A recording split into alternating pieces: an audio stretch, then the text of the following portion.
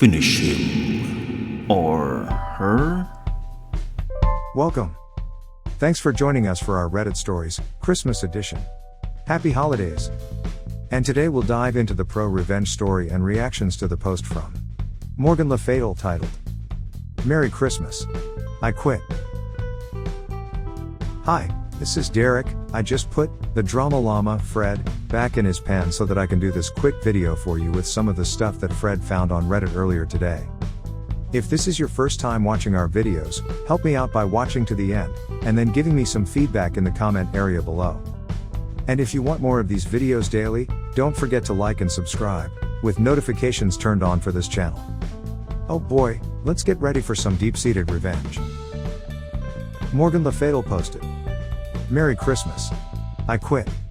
Quite a few years ago, I moved into a house with a few of my best friends. One of my friends got me a job with her at the local gas station within walking distance of our house. And I thought I was pretty set with my new arrangement, living with my best friends. Able to walk to work in a job that should have been one of the easiest positions I've ever held. That is, until I met my coworker, Jane. I worked nights. We didn't get too many customers during my shift, so the majority of the cleaning of the store and grounds and stocking of merchandise fell on night staff. We were expected to make sure there was always fresh coffee, sweep and mop the floors inside, make sure that all of our merchandise was neatly displayed, take out the trash inside and outside by the gas pumps, sweep up the parking lot, and stock the beverages, which entailed going into the walk-in fridge and stocking it from inside the cooler, which could take 2 hours or more at times. There was always 2 people scheduled on night shift. Most of my coworkers and I would split the work. And one person would don their coat and gloves and go stock the cooler for a few hours, and the other person would keep coffee made and sweep up the store and stop and ring up the occasional customer. And then go back to whatever task they were on, or one person would ring up customers the entire night. And the other would do what needed to be done around the store until it was all completed. Not Jane. Jane would usually hang out in the back in the manager's office for hours. Or stand behind the registers doing inventory of the cigarettes. And make the other employees unfortunate enough to be scheduled with her do all of the tasks that needed to be completed in and out of the store. And have to stop and run to the register to ring people up even when she was standing right there, counting the cigarettes.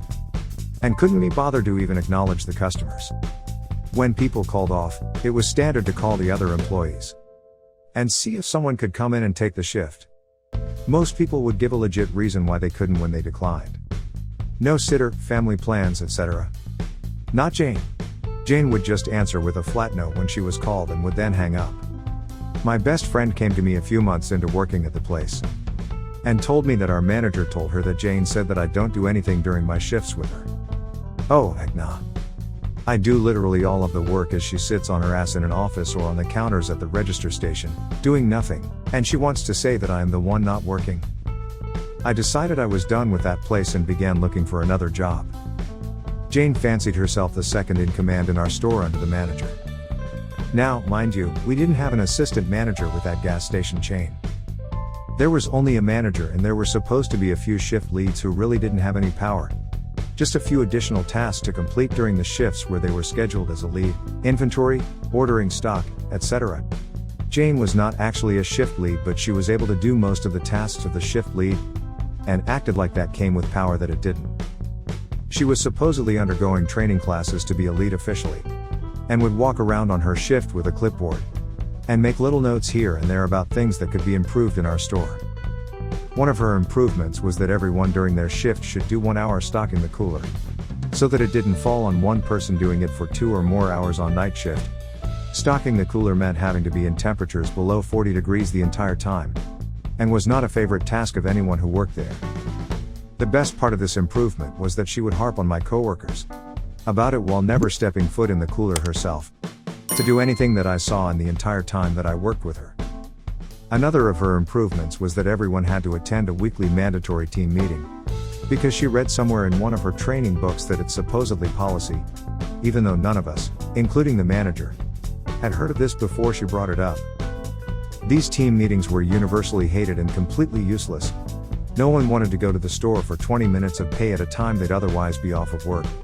And there was literally nothing of value that was ever discussed during them. because we worked at a gas station and there wasn't much to go over that we didn't already know.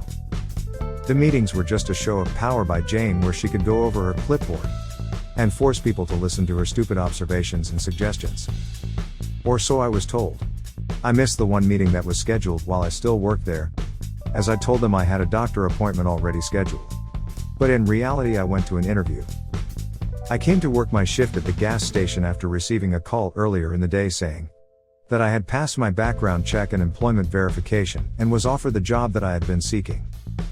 I asked my shift lead how to put in my 2 weeks notice and she smiled and asked who I would be working with on my last day. Jane. She asked if I already officially had the job, and I confirmed that I did and that all of my background checks were complete. She then asked me if it really wanted to put in my 2 weeks notice, and I got her drift and told her never mind. On the shift before my last shift, I put Jane's clipboard on top of a large cabinet in the manager's office. I am tall and it was easy to see and reach for me but would not be for short Jane. I didn't think much of it, it was just supposed to throw her off for a few minutes until she located it easily and moved on with her day. I quickly forgot that I even did it. My last day was Christmas. I was scheduled as a split shift. From 7 to 10 p.m., I was scheduled with my best friend. My best friend was scheduled to get off at 10 p.m. and Jane was to come in and work her normal night shift from 10 p.m. to 6 a.m. I came in at 7 and worked as I normally would, and had a fun time clowning with my best friend when we had a rare moment of downtown. Being Christmas Day, there wasn't really anything else around that was open, so we were swamped as a result. My best friend left at exactly 10 p.m. but it took a few minutes for Jane to arrive. Jane walked into the store and I came from behind the register and walked up to her and said, "Merry Christmas. I quit," and started to walk around her to leave the store. She stood there in the entryway looking shook until she finally said, "You're kidding, right?" I laughed and told her that it would not be a Merry Christmas for me if I was kidding, and then left her to the store on her own on one of the busiest nights of the year. My best friend filled me in on what happened when I left. She went through the phone list calling everyone to see if they could come in to work my shift. Every single person just gave a simple no and hung up on her. She was left to run the store on her own for quite some time before the manager showed up to assist her. The next team meeting that she had after I left, she could not find her clipboard, and had a meltdown fit in front of all of the other employees as they all stood there looking at the clipboard still on the cabinet where I had left it. She couldn't see but they could, and they didn't feel a need to point it out. They ended up getting to go home without doing the meeting because she couldn't find her notes. They stopped doing meetings shortly after that. Now, before you start feeling sorry for my manager having to lose time with his people on Christmas Day to clean up the mess from my revenge, keep in mind that he has access to video recordings of every inch of the store and outside grounds and could easily verify how much work I was doing during my shifts, before he felt the need to insult my work ethic to my best friend based solely on the lie of one person. I'm actually glad that he was caught up in my wonderful revenge. Truth be told, I couldn't have planned it any better. I still smile broadly every time I think of this memory or walk into that chain of gas stations. My coworker made me do all of the work when we were scheduled together. She also lied to our manager and said that I did nothing on my shifts with her. So I quit at the start of her shift and left her to do all of the work herself on the busiest day of the year, Christmas Day. I figured I did by leaving my family gathering to work Christmas Day, that I otherwise would not have worked to enact my revenge. A 3-hour shift on Christmas when you plan to quit anyway is hardly worth it to anyone. But I sacrificed the end of my family festivities to be able to see the look on her face when I walked out and left her to actually do her job that she normally pushed onto others. And every other shift lead was able to complete the job tasks with their fellow coworkers' schedule and do inventory if the day called for it. Jane just didn't do her job. She wasn't even really doing inventory, I was told the manager.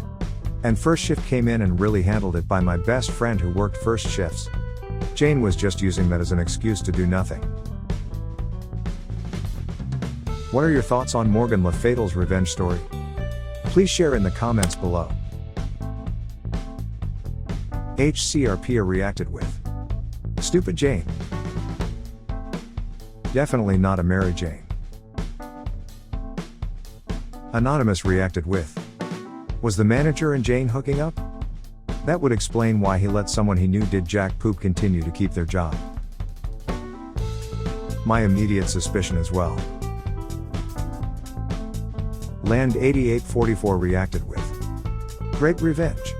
Just one beef though.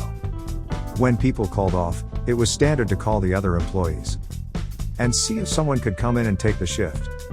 Most people would give a legit reason why they couldn't when they declined. No sitter, family plans, etc. Not Jane. Jane would just answer with a flat no when she was called and would then hang up. You really shouldn't have to give a reason. If I need to call off from work, don't want to come in on my day off. It's for personal reasons and my boss doesn't need to know why.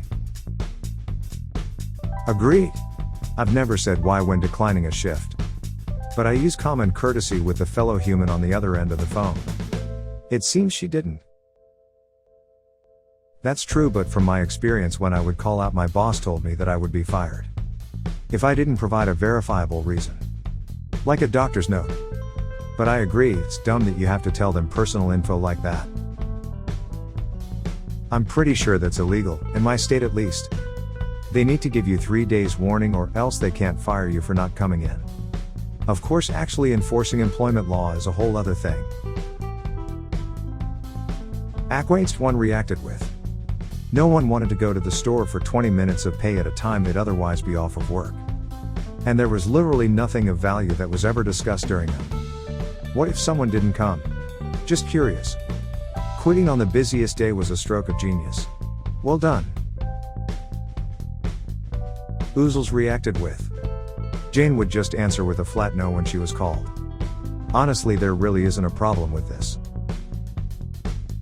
It was her lack of human decency, really. She would say no and literally hang up on the caller. Most of us were willing to help one another out when someone was in a bind. She wasn't. So no one helped her when she most needed it. Yeah, when I used to work restaurants and retail, if someone called me in and I didn't want to work, I would just say no. It's my time, there's nothing wrong with saying no. Feeling like you have to make excuses sucks when you just don't want to work. LP Reams reacted with, definitely don't feel bad for the manager. If nothing else, he turned a blind eye to Jane being a poopy worker.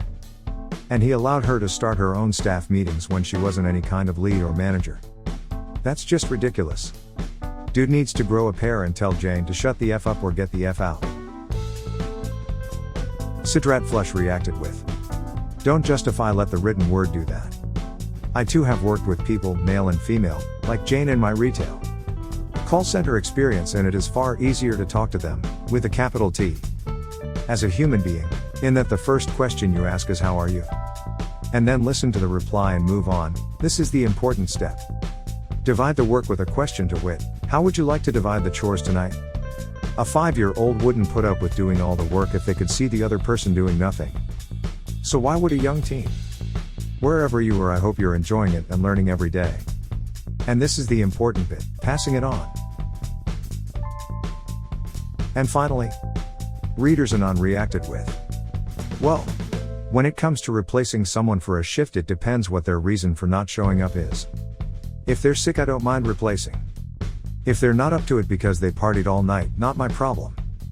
I mean, if my boss calls me, chances are they really need me, and if I'm available, I'll go in. But there have been times where coworkers call me 45 minutes before a shift to see if I can replace them. Sometimes all I say is sorry, I can't today. They don't need to know more than that. Well, there you have it. A perfectly great question answered by a bunch of fine and honorable citizens. Help support this channel by smashing the like and subscribe buttons. And hit that silly little bell as well to ensure you get the latest videos as they come out.